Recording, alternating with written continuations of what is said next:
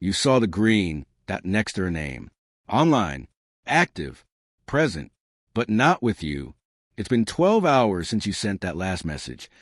Let me know when you're free. Delivered. Read. Nothing. No reply. No reaction. Just digital silence echoing in a space where warmth used to live. You close the app. Open it again 5 minutes later. She's still online. Still posting stories. One from a rooftop bar. Another from a bookstore downtown you once visited together. Your heart tightens. Not because she's gone, but because she's present somewhere else while you sit here, refreshing a screen for a woman who won't respond. You rewind the tape. The way she used to linger in hugs. How her eyes held you for a second too long. How her laugh would come easily. Full, warm, unrehearsed. You felt it. She felt it. So what happened? Why this sudden distance? This shift from sharing dreams at midnight to one-word replies that land like stones in your chest. You try not to care. You open Spotify.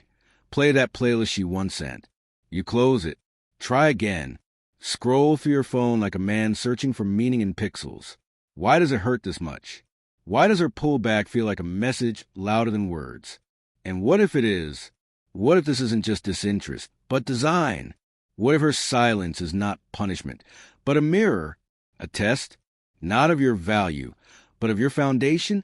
You see, the masculine seeks logic. It wants clarity, structure, facts. But the feminine isn't linear. It moves in tides. It tests not with ultimatums, but with absence. It asks questions in the form of space. Will he chase? Will he collapse? Or will he rise? This is the moment, the space between message sent and message ignored. The void where your instincts scream to act, to fix, to reclaim. But here's the secret no one told you. This isn't a moment to prove your worth to her. It's the moment to prove your loyalty to yourself. Because how you handle this silence will echo in every relationship you ever have. If you beg, you teach the world that your value depends on response. If you chase, you tell life that you are led by fear. But if you stay still, if you hold your ground in the eye of uncertainty, then you become something rare. Something she may not even have the words for, but will feel in her bones. And here's the deeper truth. This moment has nothing to do with her. Not really. It's about you. The man you are when no one is validating you, when no one is clapping, when no one is replying. Because this isn't the first time, is it? Not the first time someone pulled away just as you began to open. Not the first time attention slipped through your fingers like sand. But maybe, just maybe, this is the first time you stay, not in her inbox, but in your own body, in your own breath, in your own presence. She's not the lesson. The space she left behind is. So sit in it, breathe through it, because this is the place where the boy in you begs for certainty, and the man in you learns to create it. What if she's not gone? What if she's simply watching from a distance to see what you do now? And what if the real question isn't will she come back, but will you come back to yourself? You pick up your phone again. You promised yourself you wouldn't, swore you'd leave it alone. But now it's 1:17 a.m., and you're lying in bed, scrolling through your old messages with her, thumb paused over that last blue tick. You open her Instagram. Again, her story shows she was at that same speakeasy you once took her to. Different lighting, different friends, different smile. You check who liked the post. You don't recognize the names. You imagine stories in your head, stories that hurt. And now you're not just alone. You're unraveling. Your body is still, but your mind is screaming. Say something. Reach out. Don't let her forget you. So you start typing something simple, casual, just enough to spark attention. Then you delete it. Type again. Delete. Repeat. You don't realize it yet, but this is where most men begin to fall. Not from heartbreak, but from the war between their fear and their pride. You tell yourself you're being rational, that you're just trying to keep the connection alive. But what you're really doing is bleeding from a wound you don't understand. You've mistaken her silence for rejection, her pause for punishment. You don't see that the real pain isn't in her actions. It's in your reaction. It's in how quickly you question your worth just because one woman went quiet. And so, like most men, you spiral. You post something cool on your own story, something meant to look effortless, but carefully chosen. You go to the gym and push harder than usual, not for yourself, but for her imaginary eyes. You half hope she'll see it. Regret. Reach out, but she doesn't. You start replaying moments, conversations, glances, the way her voice sounded when she said your name. You try to find the exact moment it changed. Maybe it was when you complimented her too much. Or maybe when you replied too fast. Maybe you were too available, too kind.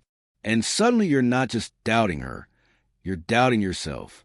This is where the boy inside you panics. The boy who learned that love must be earned. That silence means danger. That distance equals rejection. He scrambles to fix it, to fix himself, to figure out how to be more what she wants and less of whatever pushed her away. But in that scramble, you disappear. You become a reflection of her attention, rather than a reflection of your values. This is the addiction, not to her, but to the version of you that only feels alive when someone else validates your existence. You start bargaining in your mind. If she texts back, I'll give her space. If she posts something sad, I'll reach out with empathy. If she watches my story, it means she still cares. Your world shrinks down to a game of signs and meanings. Every silence feels like a scream. Every smile in her photo feels like betrayal. But underneath it all, what you're really feeling is helplessness. And helplessness for a man can be lethal, because we're taught to fix, to act, to pursue. But here, in this silence, there's nothing to fix, nothing to chase, nothing to hold, just you. And that's what terrifies you most, because now you're forced to confront questions you've avoided for years. Who are you when no one is watching? Who are you when you're not being desired? Can you sit with that version of yourself without flinching, without distracting, without collapsing? Most men can't. So they repeat the cycle. Woman pulls away. Man chases. Woman grows colder. Man grows more anxious, until the man becomes unrecognizable even to himself. But what if you broke the cycle? What if this time, instead of chasing, you paused? Instead of reacting, you reflected? What if her silence is not a challenge to win, but a mirror to see what part you still believes you're only valuable when pursued? Because this, right now, is your edge, your breaking point, and also your invitation, not to win her back, but to win yourself back. You sit with your back against the cold wall of your apartment. No music, no notifications, just the hum of the fridge and the dull ache in your chest. You check your phone for the 8th time in 1 hour. Not because you expect her text, but because part of you still needs a hope. You start to wonder, not for the first time, why does this hurt so damn much? And the truth slips in like a whisper, quiet but sharp. It's not her silence that hurts. It's that her silence exposed something in you that was already fragile. That's where the Stoics begin, not with the world, but with the self. Marcus Aurelius never told men to expect peace. He told them to expect resistance, and rise anyway. Seneca didn't tell men to chase what slips away. He told them to anchor themselves so deeply that no storm could uproot them. And Epictetus said, it's not what happens to you, but how you react to it that matters. Right now, your reaction is everything. You're not facing heartbreak. You're facing yourself. Because if her silence can tear through your identity, then what you built wasn't love. It was dependence. It wasn't connection. It was attachment. And that's a brutal truth to swallow. But it's also your way out. You were never taught how to sit in stillness. You were taught to chase, to prove, to perform. But the ancient way, the masculine way, is not found in reaction. It's found in restraint. Imagine yourself as a mountain. The feminine tests are storms. They swirl, shift, retreat, return. If the mountain collapses every time the wind changes direction, it was never a mountain to begin with. This isn't about suppressing your emotions. Stoicism isn't about being numb. It's about being sovereign. It's about feeling fully without losing your center. Right now, you feel abandoned, discarded, diminished. But ask yourself, was it her silence that created this pain, or did it simply uncover where you still look to others to define your worth? That's the work. Jung called it integration, the process of confronting the shadow. And this moment, this ache, is your shadow. The part of you that needs to be needed. The part that panics when left unseen. The part that confuses longing with love. You've spent years trying to become the kind of man women won't leave. Now, life is asking you to become the kind of man who doesn't crumble when they do. That shift is everything. You move from boy psychology to man psychology, from chasing validation to embodying presence, from reactivity to direction, because a mature masculine doesn't beg to be chosen. He chooses. He leads. He creates space for love to exist, but does not collapse when it doesn't. This isn't just philosophy. This is survival. Because a man who ties his identity to approval will always be at the mercy of someone else's silence. But the man who roots himself in purpose, discipline, and truth, he becomes immovable. That's why this pain feels like death. Because something inside you is dying, and it should. Let it. Let the part of you that begged for attention dissolve. Let the version of you that only felt whole when she replied fade away. What will remain is raw, uncomfortable, but real. And in that rawness, you'll begin to touch the edge of something sacred, your own power. Not the loud kind, not the showy, performative kind, the quiet kind, the kind that doesn't chase storms, outlast them. You wake up before the alarm, not out of anxiety, but from a growing sense that something in you has shifted. The first light cuts through the blinds. You sit up, breathe, no urge to check your phone. No compulsion to see if she's viewed your story or liked your post. Because something is breaking, not you, but the illusion that you were ever incomplete. You walk barefoot into the kitchen.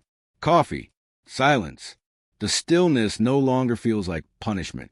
It feels like proof. Proof that you're learning to carry your own weight. That's what most men miss. This isn't about suppressing pain. It's about standing still inside it without being consumed. The world doesn't need more men who chase. It needs men who can hold presence like fire in their chest and not flinch. She may never come back. That's a reality you've begun to make peace with. Not because you don't care, but because you care about something greater now. Your center, your integrity, your frame. The man who rises after abandonment is different than the one who never knew loss. He has a scar that doesn't speak, but it shows in how he walks. In how he doesn't flinch when someone withdraws. In how he no longer interprets space as rejection. Because now he knows distance is a filter, not a failure. If she pulls away and your world collapses, then your world wasn't yours. But now it is. Built not on control, but on clarity. Not on noise, but on presence. This is a quiet confidence that real women feel. Not in your words, but in your rhythm. The man who doesn't beg. Who doesn't chase, who doesn't fold when attention fades, because his value doesn't inflate with praise or deflate with silence. He breathes the same, he moves the same, he creates the same. That's what draws people in, not performance, but power, silent power, like a mountain that makes no sound yet holds the entire horizon. You realize now, she was never your compass. She was just a wind, strong, beautiful, directionless, and for a time, you let yourself drift, but now your feet are back on ground. You are the compass. You are the anchor. And when the next storm comes, you'll no longer ask, what does this mean? You'll ask, where am I standing? That is the shift. From external reaction to internal alignment. From noise to knowing. From boy to man. You close the apps. You finish your coffee. You open your notebook and write not to her, but to the part of you that finally came home. And the page whispers back, not with answers, but with something better, peace. Because now, you don't need to chase her attention. You found something more magnetic, something still, something sacred, yourself. The silence remains, but it no longer rules you. It's no longer a pit, it's a forge. You felt the fire. Now it's time to build the frame. Because insight without action becomes indulgence, and clarity without direction becomes stagnation. If she pulled away and you didn't chase, good. That means the boy stepped aside and gave space for the man to wake up. But now, the man must rise, not with noise, not with revenge, but with rhythm, structure, Devotion. You start by reclaiming your body. That's the first temple. You stop skipping the gym. You stop doing it when you feel like it. You go at 5 a.m. before the world wakes up. Not for Instagram, not to get lean for summer, but because you need a place to transmute pain into discipline. You step under that barbell and feel every rep as a reminder. She doesn't define your worth. You do. You train legs even though you hate it. You sweat until your lungs burn. You stop negotiating with weakness. And when the soreness hits the next morning, you don't complain. You smile, because pain that you chose is different from pain that chose you. Next, you clean up your digital world. You unfollow her if you have to. You mute her stories. You stop checking who's viewing yours. You stop playing chess in your head, crafting posts to trigger curiosity. You don't delete your account. You reclaim it, because you're no longer building a highlight reel. You're building a legacy. You stop being the algorithm's puppet. You create. You build. You document your process not to be admired, but to stay accountable to yourself. Then comes a mind. You pick up books that demand something of you. No more dopamine loops. You read Marcus Aurelius and underline the parts that sting. You read Jung and sit in front of the shadows he forces you to see. You journal, not like a broken man venting, but like a warrior recording his war. Today I felt weak. Today I wanted to text her. Today I didn't. That's real progress. That's proof. You don't share it. You don't tweet it. You just keep showing up to the page. Day after day, until the words become mirrors.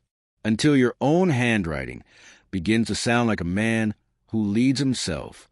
You give your morning structure. Cold shower. Not for TikTok, but because the comfort you crave is the same thing that's been holding you back. You stand under that freezing water and breathe, slowly, deeply, and you remind yourself, I can endure discomfort. I do not flinch. I do not fold. That's the ritual. Not for show, but for sharpening. You stop talking about purpose. You start finding it in the mundane. Maybe it's a business, a brand, a body of work. You don't need applause. You just need direction.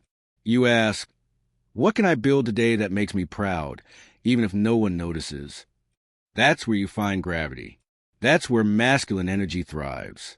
In structure, in repetition, in the quiet art of devotion. She may still be silent. She may still be posting. But you're no longer watching. You're working, not to win her back, but to never lose yourself again. Now you raise your standards, not with arrogance, but with clarity. You no longer accept breadcrumb energy. You no longer entertain emotional inconsistency. If a woman pulls away, you don't chase, you observe. If she returns, you don't punish. You assess. Has she grown? Have you? Is her presence aligned with your path? Or is it just a comfortable echo of the past? You don't ask to be chosen anymore. You choose. From alignment. From sovereignty. You learn to say no without guilt. No, I won't meet you last minute. No, I don't entertain half-love. No, I don't bend to avoid your silence. Not because you're cold, but because you're clear. Clear about what your energy is worth. Clear about what your time demands. Clear that your life is no longer shaped by who stays, but by who you become regardless. You set your boundaries not to build walls, but protect the empire you're building within. Your schedule is sacred. Your peace is protected. Your phone is no longer a leash. You turn off notifications. You check messages on your terms. You respond from stillness, not impulse. You don't ghost people, but you don't betray yourself to keep them either. And when you speak, your voice changes. Not louder, but deeper. Not forced, but certain. You stop trying to sound like a man and start speaking like someone who lives with purpose. There's no more begging in your tone. No passive aggression. Just truth. Direct. Calm. Clean. You stop proving and start living. You walk into the gym and you're no longer the guy chasing aesthetics. You're training for life. For battle. For fatherhood. For war. You're building a body that reflects your soul. Resilient. Grounded. Ready. You walk into conversations, and you're no longer scanning for validation. You're listening. You're holding eye contact. You're reading energy. You're deciding who gets your presence, not hoping someone doesn't leave. And when she returns, if she returns, you don't flinch. You don't jump. You don't fall back into the dance. You simply hold still, calm, collected. She'll feel it, that you're different now, not hardened, sharpened, that you didn't become bitter, you became exact. And if she doesn't return, it doesn't sting anymore, because you're not waiting. You're walking, not running away from the past, but running toward a future that no longer needs fixing. This is the man you've built in the dark, the one who doesn't panic when the text doesn't come, the one who doesn't crumble when silence stretches, the one who doesn't lower his value to fit into someone's emotional volatility, because you've tasted something deeper now. You've touched the edge of your own strength. You've seen what happens when a man stops chasing and starts choosing. This isn't about becoming perfect. It's about becoming precise, intentional, present. You now wake up with a spine. You move with purpose. You rest without guilt. And most of all, you trust yourself, your vision, your mission. That's what she was always subconsciously searching for. Not a man who would follow her into chaos, but a man who stood still long enough for her to feel safe returning from it. Whether she does or not, your direction is set, your power reclaimed, your silence earned. The man who rises from abandonment doesn't rise to reclaim anyone else. He rises to become someone no one can ever walk away from again, because he never walks away from himself. You remember how it all started. The unread message, the hours of uncertainty, the night spent staring at a glowing screen, hoping for a reply that never came. That green dot next to her name haunted you, active, online, alive somewhere else while you waited in limbo. Back then, silence was a prison. It held you hostage to every imagined scenario, every possible explanation, every whisper of self-doubt that asked, was I not enough? You scroll through old photos, reread every message like a detective trying to solve the crime of being left. But there was no answer, only space. And in that space, the boy in you screamed. He wanted to fix it, to chase, to fill the void. But you didn't. You waited. You breathed. You broke. Yes, but you broke open, not apart. You sat in the discomfort long enough to realize something that changed everything. It wasn't about her. It never was. Her pullback wasn't the beginning of your collapse. It was the beginning of your reconstruction. Because that space, it wasn't empty. It was sacred. It was where your shadow came forward. The parts of you you've been running from. The part that begged for love instead of becoming it. The part that equated attention with value. The part that confused attachment for connection. And when you stopped running, stopped distracting, stopped trying to interpret her silence like a code, you finally saw what was there all along, yourself, raw, unfiltered, unvalidated, real. You began to feel your own weight, not the heaviness of pain, but the solidity of presence. You went to the gym, not to escape her memory, but confront your own limits. You woke up early, not to distract yourself, but to remember that time is your ally, not your enemy. You stopped trying to make sense of her absence and started making sense of your life. That's the real shift, not in her behavior, in your perception. You stopped seeing silence as rejection. You started seeing it as refinement. You stopped waiting for the past to return. You started walking toward the man you were always meant to become. And in that walk, you shed the skin of the pleaser, the chaser, the overthinker, the version of you who would have done anything to not feel this ache. He's gone now, and in his place stand a man who no longer negotiates his worth. A man who doesn't collapse when someone else withdraws. A man who stands, not for attention, not for validation, but because standing is who he is now. That's the power she was always testing for. Not with cruelty, but unconsciously. The feminine pulls away, not to destroy the masculine, but to see what it's made of. And you didn't just survive. You revealed something. A presence that doesn't beg. A silence that doesn't fold. A stillness that doesn't chase, but draws. You became the gravity she thought she wanted to feel, not through force, but through the quiet, unwavering return to yourself. Now you walk differently, slower, straighter, not guarded, but grounded. You no longer scan rooms looking for her. You don't check who's watching your stories. You don't craft messages in your head. You've stopped performing. You've started living. Fully, authentically, without needing to be seen to feel real. And the silence, her silence, has changed, not because it ended, but because it no longer defines you. It no longer hijacks your center. It no longer dictates the rhythm of your mind or the beat of your heart. You've taken that power back. You've built a world where your own presence is the sun, and anything that orbits you must bring its own gravity. And if she returns, you don't meet her with punishment. You meet her with peace. The kind that says, I've grown, and I hope you have too, but I no longer need you to see me. I've already seen myself. Because now you understand what this was all for. It wasn't about her staying. It was about you finally standing. It wasn't about being chosen. It was about choosing you. And it wasn't about fixing what broke. It was about remembering what was buried. You didn't just rise. You were refined by space, by stillness, by the ache that asked better questions. So the next time someone pulls away, you won't spiral. You won't chase. You won't shrink. You'll breathe, observe, hold frame. And in that stillness, you'll remember the man who does not abandon himself can never truly be abandoned. That's the truth you now carry, not as armor, but as essence. And when the silence comes again, as it always does, you won't panic. You'll simply smile, because you've been there before. And that's where you found your power. That's where you became unforgettable. If these words echoed something in you, don't just close this video and move on. Stay with it. Let it settle. Let it remind you of the man you're becoming. And if you've come this far, you already know you're not here for entertainment. You're here for alignment, for truth, for presence. So subscribe, not because I asked, but because something in you knows this space is different. This is a place for men who no longer chase chaos, who no longer beg for love, who rise through silence. Comment below, what part of this hit you the hardest? What did the silence teach you?